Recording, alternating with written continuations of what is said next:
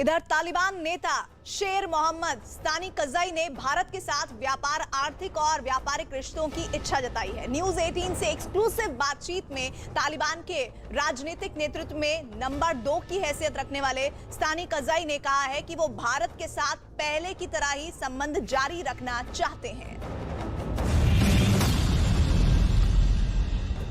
साथ ही उन्होंने भरोसा जताया कि भारत के खिलाफ वो पाकिस्तान का साथ नहीं देंगे। शेर मोहम्मद स्तानी कज़ई ने भरोसा दिया कि अफगानिस्तान में रहने वाले हिंदुओं और सिखों को डरने की जरूरत नहीं है, वो पहले की ही तरह अफगानिस्तान में रह सकते हैं। There is a fear that the Taliban may be hostile to India and that they may team up with Pakistan and target us, that is India. How do you see this assessment? Is this correct or false? You see, one is media. What comes in the media, most of them, they are false. They are wrong.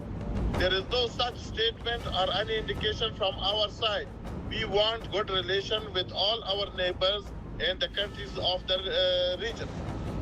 Taliban नेता ने news से बातचीत में इस बात का भी भरोसा दिया कि भारत और पाकिस्तान के भौगोलिक विवाद में अफगानिस्तान या तालिबान अपना इस्तेमाल नहीं होने देगा और न ही पाकिस्तानी आतंकी संगठन लश्कर और जैश को अफगानिस्तान से ऑपरेशन चलाने देगा। Because Mr. Stanikzai, and I'm sure you are also aware of it, that the all-pervading fear across the world, and especially with us here in India, is that Afghanistan should not become a sanctuary for terror groups, for them to come there, use that as a base, and then orchestrate yet another proxy war on our soil, especially outfits like the Lashkar and Jaish, which are openly backed by the ISI in Pakistan. What are your thoughts? There was no threat throughout the history from Afghanistan to our neighbors, including India, and it will not happen at all. There is no doubt there is long dispute, political dispute, and geographical dispute between India and Pakistan. We hope these two countries should not use Afghanistan in their internal fighting which they have. They have a long border among themselves. They can fight among themselves on the border. They should not use Afghanistan, and we will not let any of these two countries to use Afghanistan for this. स्तानिक कज़ई ने इस बात को दोहराया कि भारत ही क्या बल्कि दुनिया के किसी भी मुल्क के खिलाफ अफगानिस्तान की धरती को इस्तेमाल नहीं होने दिया जाएगा। तालिबान सरकार में नंबर 2 की हैसियत रखने वाले शेर मोहम्मद स्तानी कज़ई ने सैन्य training Indian military academy Dehradun से ली है। वो अफगानिस्तान से 1980 में भारत आए थे और IMA की भगत बटालियन में उनकी ट्रेनिंग हुई। स्तानी कज़ई ने न्यूज 18 से बातचीत करते हुए कहा कि अफगानिस्तान में हिंदू या सिख अल्पसंख्यकों को किसी तरह का कोई खतरा नहीं है। न्यूज 18 ने सवाल पूछा कि क्या तालिबान अफगानिस्तान में फंसे हिंदू और सिखों को वहां से निकलने में मदद करेगा, तो स्तानी कज़ई ने कहा कि उन्हें देश छोड़ने की जरूरत नहीं है। Mr. Stanikzai, another question is about minorities in Afghanistan, Hindu and Sikhs who are still there, who want to come to India. Will you facilitate their evacuation? These are Afghan Hindu Sikhs.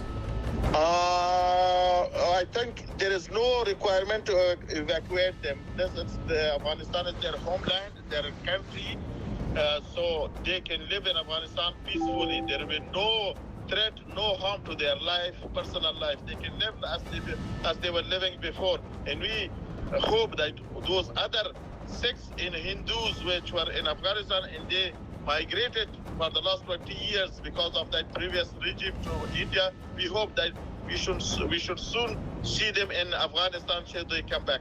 Bharat ने मित्र देश अफगानिस्तान के विकास में हजारों करोड़ का निवेश किया है, लेकिन तालिबान राज के बाद भारत के प्रोजेक्ट्स अधर में लटक गए हैं। इन पर जब सवाल पूछा गया तो स्तानिक कज़ई ने कहा कि अफगानिस्तान की तरक्की के लिए भारत की जरूरत है।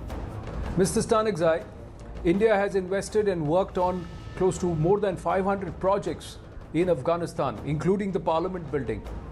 The safety of those projects, the continuing utility of those projects for the people of Afghanistan is a concern. What do you think will happen to these projects? Those development things which they have done, this is our national assets. We will keep it like that, and we hope that in future it should be completed. We will invite India to come and start again and complete those projects. स्तानिक कज़ई ने इस बात का भी भरोसा दिया कि अगर भारत वापस प्रोजेक्ट शुरू करता है तो उसकी टीम को पूरी सुरक्षा दी जाएगी। स्थानीय कज़ई तालिबान का प्रतिनिधित्व करते हुए कई देशों की यात्रा कर चुके हैं। तालिबान की कोशिश है कि उसकी सरकार को अंतर्राष्ट्रीय स्तर पर मंजूरी मिले और इसके लिए तालिबान नेता स्थानीय कज़ई सभी देशों का समर्थन जुटाने की कोशिश में है। इधर महाराष्ट्र में जन्माष्टमी पर होने वाली दही हांडी उत्सव पर सियासी रायता फैल गया है। कोरोना के खतरे को देखते हुए राज्य सरकार ने दही हांडी उत्सव पर पाबंदी लगा दी थी, लेकिन बीजेपी ने इसे हिंदू अस्मिता का मुद्दा बना दिया और दही हांडी करने का ऐलान कर दिया। इस मुद्दे पर शिवसेना और बीजेपी आमने सामने आ गए हैं। जन्माष्टमी के मौके पर दही हांडी उत्सव और मंदिर खोले जाने की मांग पर महाराष्ट्र में सियासी घमासान छिड़ गई। बीजेपी और राज ठाकरे की पार्टी एमएनएस ने दही हांडी उत्सव पर राज्य सरकार के पाबंदी लगा देने के बावजूद उत्सव मनाने का ऐलान कर दिया। बीजेपी और एमएनएस ने महाराष्ट्र की उद्धव सरकार पर हिंदू विरोधी होने का आरोप भी लगाया। सभी धर्मों के साथ समान बर्ताव होना चाहिए सरकारों का, पर यह कैसी सरकार है?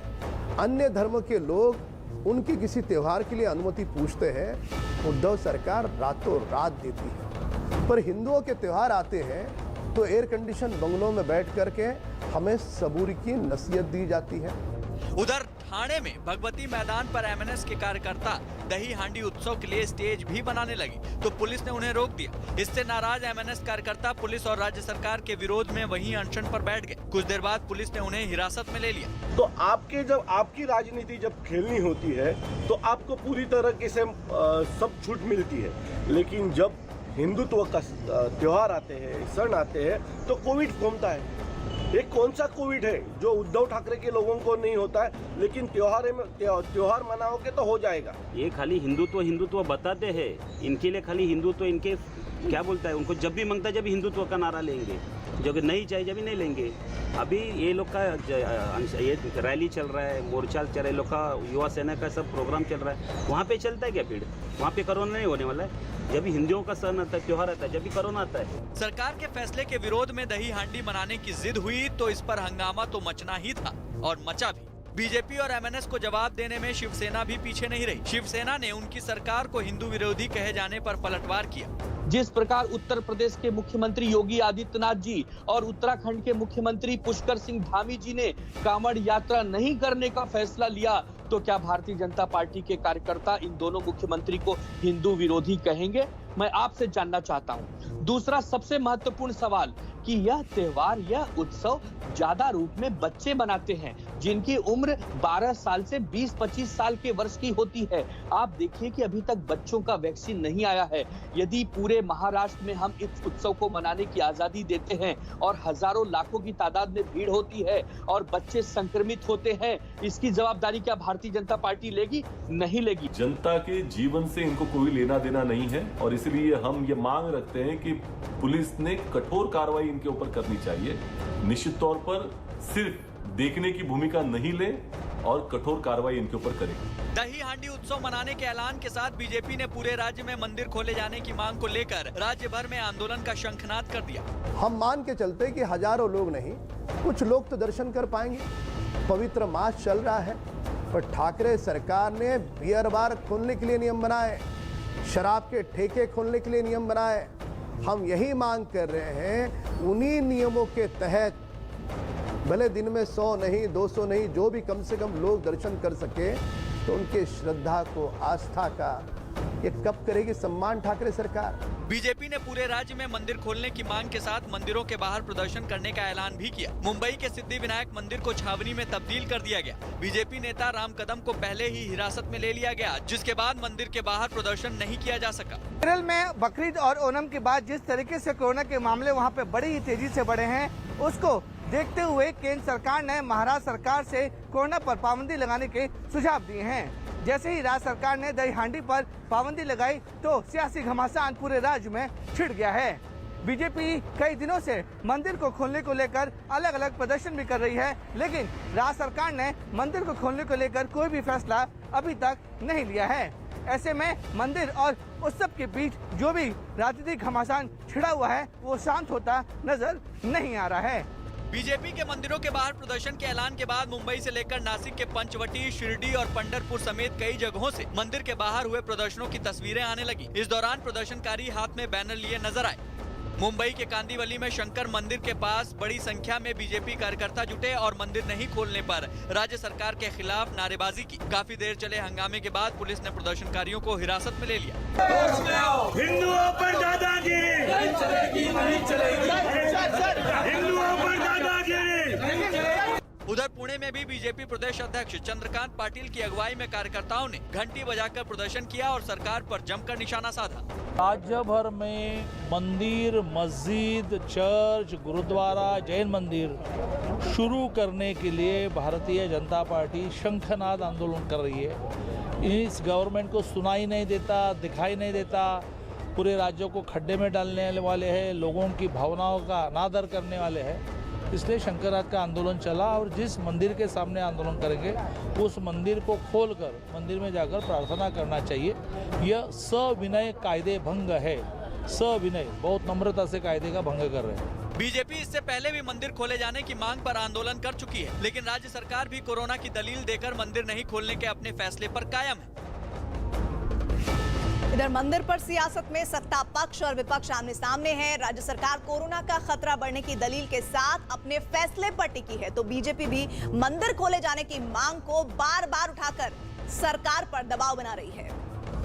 टोक्यो पैरालंपिक्स में भारत ने आज इतिहास रच दिया है। भारतीय खिलाड़ियों ने आज कुल 5 मेडल हासिल किए, जिसमें 2 गोल्ड मेडल शामिल हैं।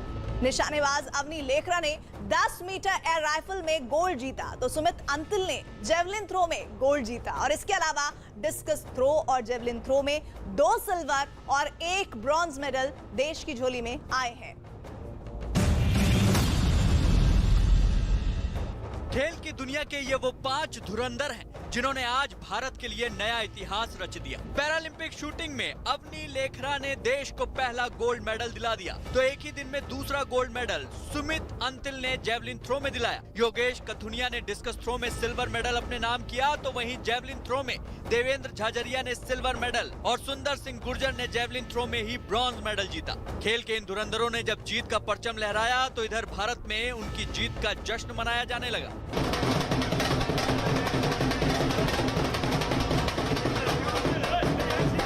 हरियाणा के रहने वाले सुमित अंतिल ने जेवलिन थ्रो में गोल्ड जीता। मन में मेरा 70 मीटर टच करने का था, लेकिन मैं इससे भी बहुत ज्यादा खुश हूँ क्योंकि मैंने एक ही कंपटीशन में 3 बार वर्ल्ड रिकॉर्ड ब्रेक किया है।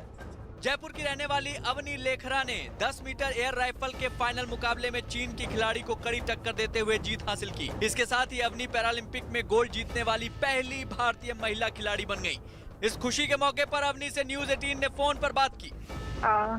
I'm very happy. I'm so grateful and elated. I feel like I'm on top of the world.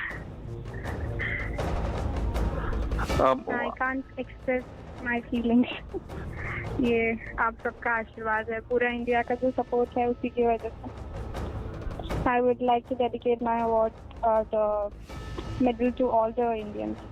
Avani समेत 5 खिलाड़ियों की सफलता का पता चलते ही के लिए बधाइयों की झड़ी लग गई। प्रधानमंत्री मोदी, गृह मंत्री अमित शाह से लेकर केंद्रीय मंत्री अनुराग ठाकुर और अक्षय कुमार तक ने अवनी को ट्वीट कर बधाई दी। अवनी ने देश को सिर ऊंचा करने का मौका दिया तो प्रधानमंत्री नरेंद्र मोदी ने अवनी से फोन पर बात की। पीएम मोदी ने योगेश कथुनिया, देवेंद्र झाझरिया और सुंदर सिंह गुर्जर से भी फोन पर बात की और सभी खिलाड़ियों को उनकी मेहनत और कोशिशों के लिए सराहा।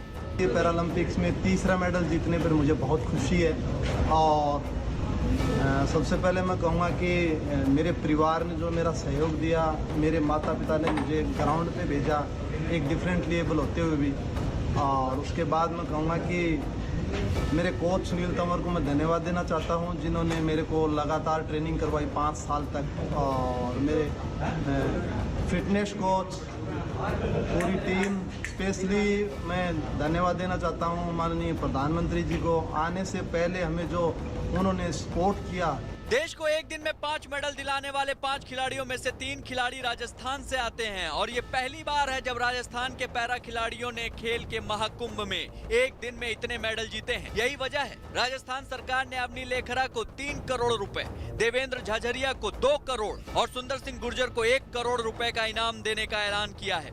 एक दिन पहले ही नेशनल स्पोर्ट्स डे का दिन टोक्यो पैरालंपिक्स भारत के लिए लकी साबित हुआ था और उसकी अगली सुबह यानी आज भारत की गोल्डन मॉर्निंग हुई, क्योंकि भारतीय खिलाड़ियों ने इतिहास रच दिया। 19 साल की अवनी लेकरा ने भारत को 2021 टोक्यो पैरालंपिक का पहला गोल्ड दिलाया, जबकि देवेंद्र झाझरिया ने सिल्वर मेडल और सुरेंद्र सिंह गुर्जर ने ब्रॉन्ज मेडल जीतकर भारत को खुशी का तोहफा दे दिया। पैरालंपिक्स में एक ही दिन में 3 तरह के मेडल गोल्ड, सिल्वर और ब्रॉन्ज मिलने से ये पैरालंपिक भारत का अब तक का सबसे सफल पैरालंपिक बन गया है। इससे पहले 2016 रियो ओलंपिक और 1984 में हुए ओलंपिक में भारत ने 4 मेडल जीते थे।